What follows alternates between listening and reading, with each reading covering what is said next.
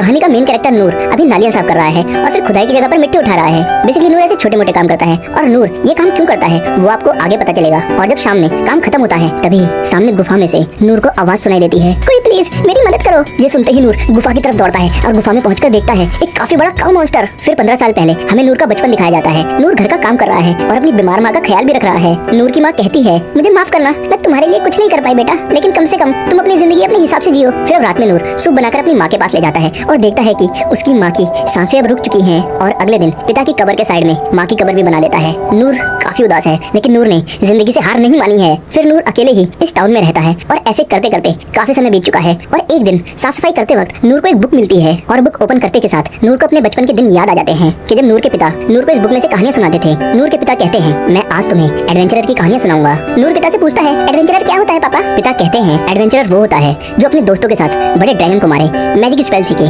जंगल पे से श्राप हटा दे, जिसे किंग से बीमारी ठीक करने का अमृत मिले और जिसे फर्क नहीं पड़ता कि सामने क्या मुसीबत है, वो बस अपनी तलवार उठाकर बुराई को मिट्टी में मिला दे। ये सुनकर नूर एडवेंचरर के बारे में जानने के लिए काफी एक्साइटेड हो जाता है और अब नूर अपनी माँ की बात याद करता है, लेकिन कम से कम तुम अपनी जिंदगी अपने हिसाब से जियो। फिर अगले दिन नूर अपनी माता पिता की कब्र पर जाके कहता है, मम्मी पापा मैं इस टाउन से पहली बार बाहर निकल रहा हूँ क्योंकि मैं एक एडवेंचरर बनूंगा। और नूर फिर निकलता है और टाउन के बॉर्डर पर नीले कवच जैसी वॉल को पार करके चला जाता है। फिर रात में डरावनी आवाजों की वजह से नूर को डर लगता है और अगले दिन नूर शहर में पहुंच जाता है और शहर की चहल पहल देखकर नूर थोड़ा सरप्राइज हो जाता है और नूर सभी चीजों को काफी क्यूरियोसिटी के साथ देखता है। फिर एक तलवारबाज को देखकर नूर की आंखों में एक अलग ही चमक आ जाती है और अब नूर एक एडवेंचरर गिल्ड तक पहुंच चुका है। फिर गिल्ड का रिसेप्शनिस्ट नूर से कहता है, ये जगह बच्चों के लिए नहीं है, यहाँ से चले जाओ और अपने पेरेंट्स को टेंशन मत दो। नूर कहता है, मेरे पेरेंट्स मर चुके हैं। ये सुनकर रिसेप्शनिस्ट को नूर पर तरस आ जाता है और कहता है, तुम्हें रॉयल कैपिटल के गिल्ड के एडवेंचरर बनने के लिए रॉयल ट्रेनिंग स्कूल में ट्रेनिंग करनी होगी, क्योंकि एडवेंचरर बनने के लिए तुम्हें कम से कम एक स्किल अच्छे से सीखनी होगी, जैसे तलवारबाजी और मैजिक जैसी चीजें। नूर बहुत खुश होकर बोलता है, मैं अभी निकलता हूँ। और नूर सबसे पहले तलवारबाजी सीखने पहुंचता है और अब तलवारबाजी सीखते हुए नूर को कुछ महीने हो चुके हैं, लेकिन नूर सिर्फ पैरी करना सीखा है। पैरी करने का मतलब होता है अटैक को ब्लॉक करना। और नूर को देखकर मास्टर नूर से कहता है, इतना काफी है नूर, अब और तलवारबाजी सीखना तुम्हारे लिए टाइम वेस्ट है और ट्रेनिंग करके सिर्फ तुमने पैरी करके अटैक को ब्लॉक करना सीखा है। शायद दूसरा रास्ता चुनना तुम्हारे लिए बेहतर रहेगा। ये सुनकर नूर थोड़ा अपसेट हो जाता है, लेकिन नूर वॉरियर बनने जाता है। लेकिन यहाँ भी नूर कुछ खास नहीं सीखता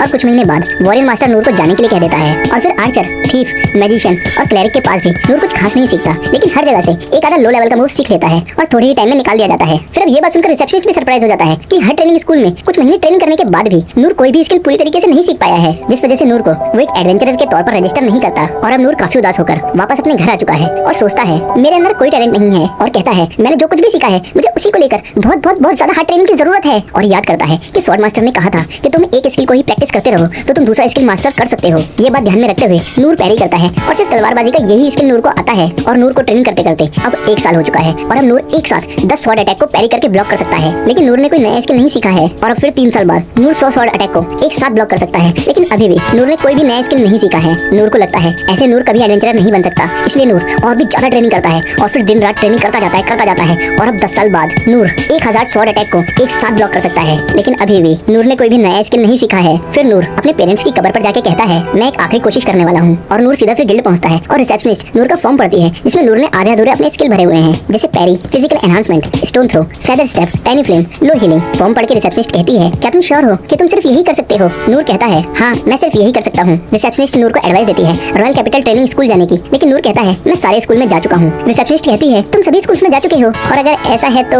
नूर कहता है, तो मैं रजिस्टर नहीं हो सकता। और क्या सही में मेरा कुछ नहीं हो सकता? तभी पुराना रिसेप्शनिस्ट आता है और कहता है, तुम मेरे नए एम्प्लॉय को क्यों तंग कर रहे हो? नूर कहता है, हमें मिले काफी समय हो गया है। ओल्ड रिसेप्शनिस्ट कहता है, क्या हम पहले कभी मिले हैं? एक सेकंड, क्या तुम नूर हो? फिर नूर अपनी पूरी ट्रेनिंग के बारे में बताता है और कहता है, इतनी सब ट्रेनिंग के बाद भी मैंने अपना पैरी स्किल जरा सा इंप्रूव किया है। रिसेप्शनिस्ट कहता है, एडवेंचरर के अलग अलग रैंक होते हैं, एस रैंक होता है हाईएस्ट, तो ई रैंक लोएस्ट होता है। लेकिन ई रैंक बनने के लिए भी तुम्हारे पास कम से कम एक काम का स्किल होना चाहिए, लेकिन तुम्हारे पास ये नहीं है। नूर कहता है, तो मेरा कुछ नहीं हो सकता और अब मैं हार मानता हूँ। रिसेप्शनिस्ट कहता है, ई रैंक के नीचे एफ रैंक होता है, जिसके बारे में बहुत ही कम लोगों को पता है। नूर कहता है, तो मैं रजिस्टर कर सकता हूँ? रिसेप्शनिस्ट कहता है, लेकिन इसकी कंडीशंस हैं, जैसे तुम किसी भी क्वेस्ट में हिस्सा नहीं ले सकते और तुम बस सिटी के छोटे मोटे काम कर सकते हो। लेकिन कोई भी इतना बेवकूफ नहीं होगा जो ये काम करने के लिए वो एडवेंचरर बने। वैसे ये काम भिखारियों का हुआ करता था। नूर कहता है, मैं करूंगा ये काम। रिसेप्शनिस्ट कहता है, क्या तुमने सुना जो मैंने कहा? नूर कहता है, मुझे फर्क नहीं पड़ता, मुझे रजिस्टर करो इसके लिए। फिर रिसेप्शनिस्ट एफ रैंक एडवेंचरर का लाइसेंस दे देता है नूर को और नूर अब एडवेंचरर बनके काफी खुश है। और अब नूर फिजिकल एनहांसमेंट से वजन उठाना, फेदर स्टेप से बिल्ली पकड़ने जैसे छोटे मोटे काम करने लगता है। लेकिन हर शाम शॉर्ट प्रैक्टिस जरूर करता है। नूर सोचता है मेरा एडवेंचरर बनना और लोगों की मदद करने का सपना पूरा हो चुका है। और अब प्रेजेंट में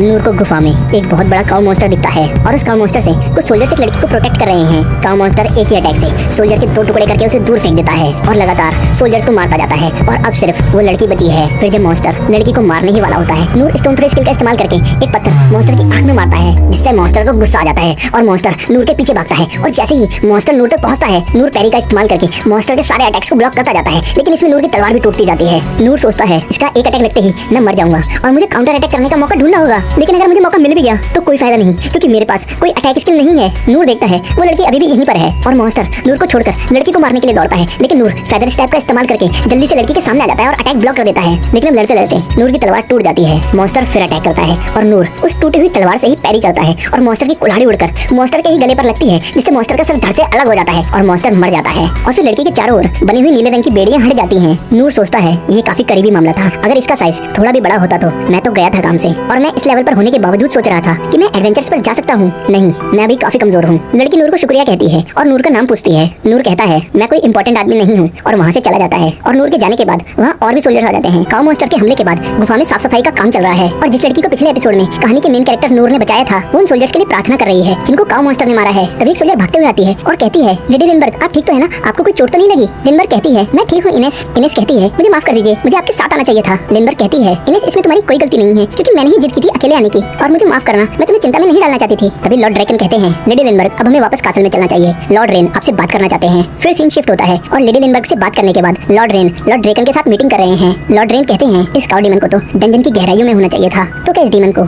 यहाँ समन किया गया है? लॉर्ड ड्रैकन कहते हैं इसमें कोई शक नहीं है और उस डीमन को समन करने की एक अंगूठी है जो गुफा में हमें एक लाश के हाथ में मिली। और जब ओकन ने उस पर रिसर्च करी तो उसे पता चला कि इस अंगूठी पर काफी हाई क्वालिटी का स्टोन लगा हुआ है और ये चीजें आसानी से मार्केट में नहीं मिलती हैं। लॉर्ड रेन कहते हैं वो एक ए लेवल का डीमन है और कोई अमीर आदमी ऐसा स्टोन क्यों खरीदेगा जिससे वो ऐसे क्रीचर को यहाँ ले आए? लॉर्ड ड्रैकन कहते हैं ओकन के हिसाब से जो निशान उस स्टोन पर बना हुआ था वो निशान मैजिक एम्पायर ऑफ डेरिडस का है और उन्होंने कई बार ऐसी हरकतें की हैं। लॉर्ड रेन कहते हैं लेकिन इस बार उन्होंने एक डीमन को समन किया और प्रिंसेस को एक बैरियर में बांध दिया, जिससे पता चलता है वो काफी केयरफुल थे। और इसके ऊपर इस बार उन्होंने एविडेंस छुपाने की भी कोशिश नहीं की। लॉर्ड ड्रैकन कहते हैं इसका मतलब है प्रिंसेस को मारना ही उसका अकेला इरादा नहीं था। लॉर्ड रेन कहते हैं हाँ बिल्कुल, और वो इंतजार कर रहा है कि हमारी कंट्री उनके साथ एक युद्ध शुरू करे और इससे पता चलता है उसे वो सब चाहिए जो हमारा है, क्योंकि हमारे किंगडम में कुछ ऐसे डंजन्स हैं जिनके अंदर स्पेशल आइटम्स हैं। और वो आदमी कौन था जिसने डीमन को कुछ ही सेकंड्स में मार दिया और उसके बाद सोल्जर्स ने उसे ढूंढना चाहा लेकिन वो नहीं मिला। लॉर्ड ड्रैकन कहते हैं रिपोर्ट्स के हिसाब से वो सोल्जर्स की आंखों के सामने से ऐसे गायब हो गया जैसे कि कोई इल्यूजन हो। लॉर्ड रेन कहते हैं यकीन करना मुश्किल है। फिर सीन शिफ्ट होता है और नूर के एडवेंचरर गिल्ड में पहुंचने के साथ रिसेप्शनिस्ट कहता है नूर तुम जिंदा बच गए। नूर कहता है आखिर क्या बात हो गई? रिसेप्शनिस्ट कहता है नूर ऐसे मत कहो जैसे तुम्हें कुछ पता ही नहीं है। कल शाम डंजन के पास एक डीमन आ गया था और वो ऐसा डीमन था जैसे यहाँ कभी पहले किसी ने देखा ही ना हो और वो जगह कंस्ट्रक्शन साइट के पास में थी और कल शाम के बाद किसी ने तुम्हें नहीं देखा था, इसलिए मुझे ऐसा लगा और मुझे काफी चिंता हो गई थी तुम्हारी। नूर कहता है मुझे माफ करना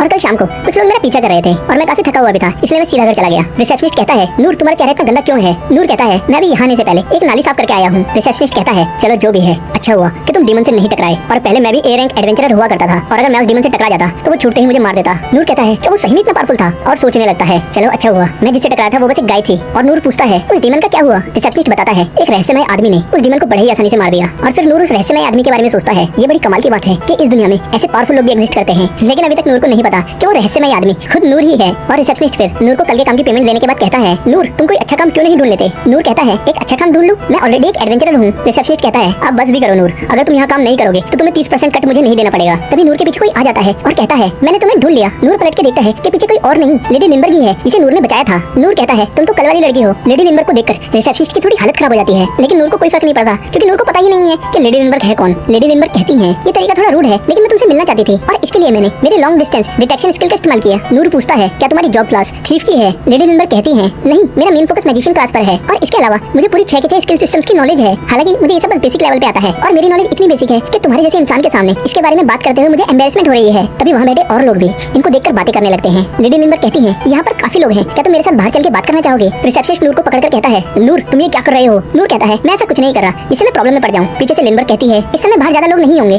और मैं अपनी स्किल का इस्तेमाल करके किसी को हमारी बातें सुनने नहीं दूंगी। नूर रिसेप्शनिस्ट से पूछता है क्या मैं अब चले जाऊँ? रिसेप्शनिस्ट कहता है निकल जाओ यहाँ से, लेकिन कोई बेवकूफी मत कर देना। नूर कहता है पता नहीं तुम कहना क्या चाहते हो, लेकिन ठीक है। फिर लिंडबर्ग का स्किल इस्तेमाल करते हुए वो दोनों चलते जाते हैं और उन्हें कोई नहीं देख पाता और वो गिल्ड से काफी दूर जाके बात करते हैं। हैं। लिनबर कहती है मुझे तुम्हें ऐसे अचानक बाहर नहीं बुलाना चाहिए था जब तुम बात कर रहे थे। नूर कहता है ये बड़ी बात नहीं है और बताओ मैं तुम्हारी मदद कैसे कर सकता हूँ। लिनबर कहती है मैं तुम्हें अच्छे से शुक्रिया कहना चाहती हूँ और मैं सच में अप्रिशिएट करती हूँ कि तुमने मेरी जान बचाई थी और तुमने सिर्फ मेरी ही नहीं बल्कि इस देश के काफी लोगों की जान बचाई है। नूर कहता है ये थोड़ा ज्यादा नहीं हो गया और मैं शायद बस तुम्हारी लड़ाई के बीच में आ गया हूँगा। लिनबर कहती है ये सच नहीं है और अगर तुम वहाँ नहीं आते तो पता नहीं मेरे साथ क्या होता। नूर कहता है अगर ऐसा है तो मैं तुम्हारा शुक्रिया एक्सेप्ट करता हूँ। लिनबर कहती है मैं खुद तुम्हें इसके लिए इनाम देना चाहती हूँ और तहे दिल से इसके लिए आभार भी प्रकट करती हूँ। नूर कहता है तुम्हारा आभार प्रकट करना काफी है और मुझे सही में और कुछ नहीं चाहिए। और फिर लेडी लिनबर लगातार नूर को कुछ ना कुछ ऑफर करती जाती है और नूर भी लगातार उन कुछ ना कुछ चीजों के लिए मना करता जाता है जिस वजह से लेडी लिनबर उदास हो जाती है और रोने लगती है। नूर पूछता है तुम रो क्यों रही हो। लेडी लिनबर कहती है ये सही नहीं है और अपने आंसू पोंछकर कहती है मैं यहाँ से तब तक नहीं हिलूंगी जब तक तुम मेरी बात मान नहीं लेते। नूर को ये सुनकर याद आ जाता है कि जब वो क्लरिक के पास ट्रेनिंग के लिए गया था और उसने कहा था मैं यहाँ से तब तक नहीं हटूंगा जब तक तुम मुझे ट्रेन नहीं करोगे। नूर कहता है ठीक है मैं तुम्हारी बात मानता हूँ और लेडी लिनबर्ग फिर अपनी स्किल्स का इस्तेमाल करके दोनों को छिपाकर उसके घर तक ले जाती है। और फिर घर में घुसने के बाद लेडी लिनबर्ग नूर से उसका नाम पूछती है। नूर बताता है मेरा नाम नूर है और तुम्हारा क्या नाम है। लेडी लिनबर्ग कहती है मुझे माफ करना कि मैंने खुद को इंट्रोड्यूस नहीं किया, मेरा नाम है लिनबर्ग क्लेज और ये थोड़ा लंबा नाम है इसलिए तुम मुझे लिन के नाम से बुला सकते हो। और नूर घर में चलते हुए सोच रहा है ये काफी बड़ा घर है और जरूर ये घर किसी पावरफुल इंसान का होगा। और नूर समझ जाता है कि रिसेप्शनिस्ट ने उससे कोई बेवकूफी ना करने के लिए क्यों कहा था। तभी उन दोनों के सामने इनेस आ जाती है। लेडी लिनबर्ग पूछती है मेरे पिता कहाँ पर है। इनेस बताती है वो भी रेन के साथ बात कर रहे हैं और ये आदमी कौन है। लेडी लिनबर्ग कहती है ये मेरे गेस्ट हैं और इन्होंने ही मेरी जान बचाई थी। इनेस कहती है मैं समझ गई और मैं आपको अभी आपके पिता के पास ले चलती हूँ। नूर इनेस को देखकर सोचता है क्या ये मेड है और इसके कपड़ों को देखकर लगता है इसे साफ सफाई करने में और कपड़े धोने में काफी दिक्कत होती होगी। तभी इनेस काफी तीखी नजरों से नूर को देखती है और थोड़ा आगे चलने के बाद इन तीनों को गिलबर्ट मिलता है। गिलबर्ट कहता है इनेस लेडी लिनबर्ग तुम्हारे साथ क्यों है और ये आदमी कौन है।